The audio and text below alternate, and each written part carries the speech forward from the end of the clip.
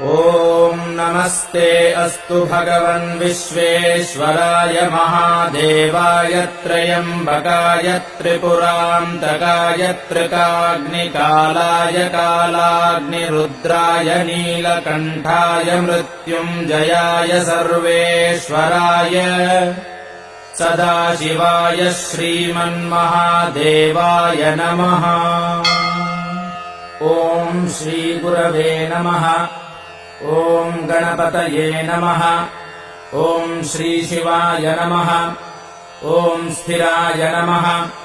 ॐ स्थानवे नमः। ॐ प्रभवे नमः। ॐ भीमाय नमः।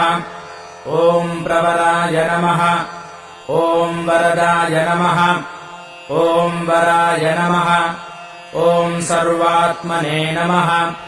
ॐ सर्वविख्याताय नमः।